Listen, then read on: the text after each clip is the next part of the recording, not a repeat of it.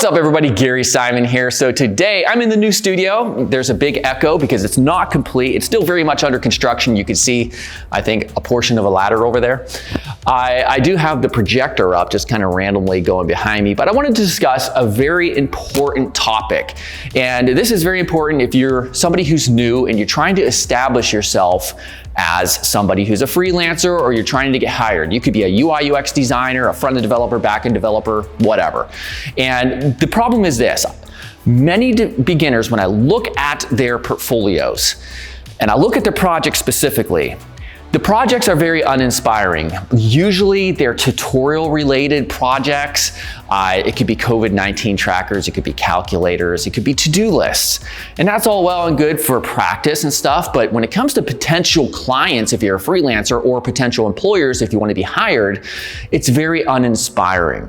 So here's what I tell my coaching clients: you need at least 2 real projects for real clients. And usually I get some kickback or pushback from that, and they'll say, but Gary, how can I get real clients if I don't have any experience? Well, I tell them you have to work for very cheap, monetarily speaking. So what does that mean? Well, a lot of people will tell you that you have to be paid for your work. I agree, but payment comes in many different forms.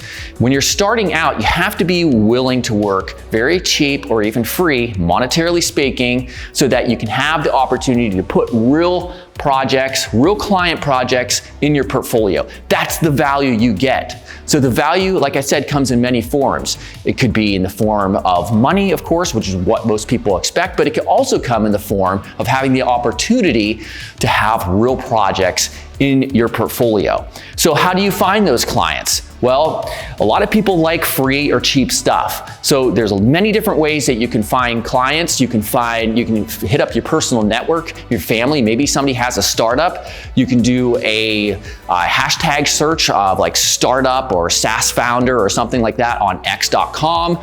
There's many different ways. You can go to Facebook groups in specific industries and niches of professionals and offer websites. So this is something that should not be difficult to find real projects for real clients if you're offering something for very cheap or even free.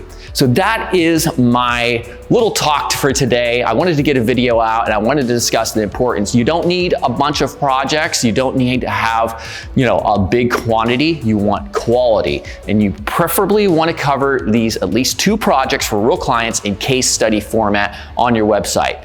So as always, make sure to subscribe, and there's going to be a lot more cool stuff to come in this space in the future, and I'll see you very soon. Goodbye.